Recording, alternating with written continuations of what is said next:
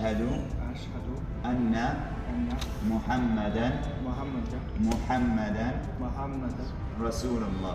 रसूलुल्लाह। रा अल्लाह रा रा आ अल्लाह र रसूलुल्लाह रा रा अल्लाह सू। You are watching Kali News. एक टैक्सी, एक धुन और जिंदगी बदल देने वाला सफर। डेनियल जू की हैरान कर देने वाली सच्ची कहानी। नास्तिक से मुस्लिम बनने तक का सफर।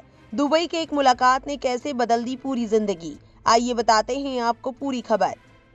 ये डेनियल जू की सच्ची कहानी है, एक ऐसे इंसान की जो पहले किसी धर्म से जुड़ा नहीं था, लेकिन धीरे धीरे अपने सफर में इस्लाम को समझते हुए उसे अपनाने तक पहुंचा। 2024 में जब डेनियल दुबई में थे, वो अपने काम के दबाव और रोजमर्रा की भागदौड़ से काफी थक चुके थे। एक दिन वो उदास मन से टैक्सी में बैठे। टैक्सी ड्राइवर एक पाकिस्तानी मुस्लिम अंकल थे। उन्होंने डेनियल की खामोशी को महसूस किया और बहुत ही नरमी से पूछा कि क्या वो कुछ सुकून देने वाला म्यूजिक सुनना चाहेंगे। जैसे ही उन्होंने एक इस्लामिक मेडिटेशन ट्रैक चलाया, उसकी शान धुन ने डेनियल के दिल को छू लिया। वो बिना शब्दों के भी एक अजीब सुकून दे रही थी। टैक्सी से उतरते वक्त डेनियल के अंदर एक नई शांति थी, जिसे उन्होंने पहले कभी महसूस नहीं किया था।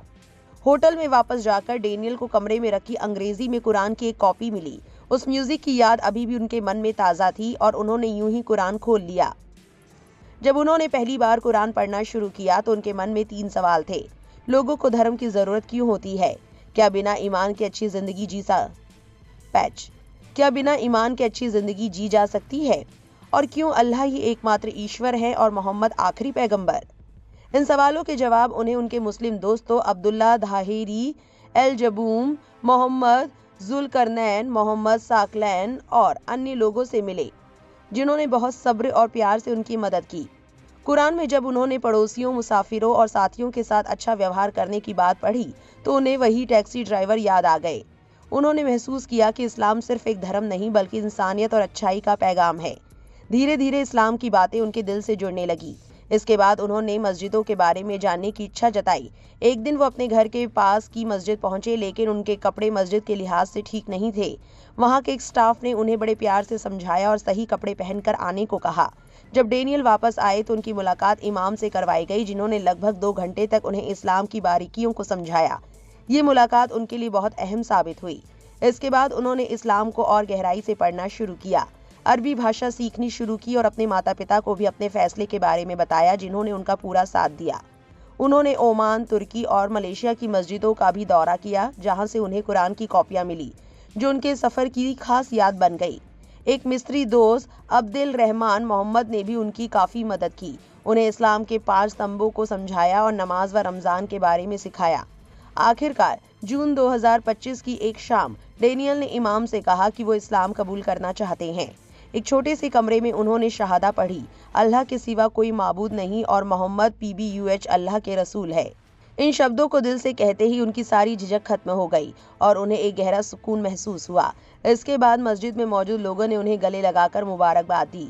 उस पल उन्होंने महसूस किया कि ये सिर्फ एक धर्म अपनाना नहीं बल्कि एक मोहब्बत भरी कम्युनिटी का हिस्सा बनना है।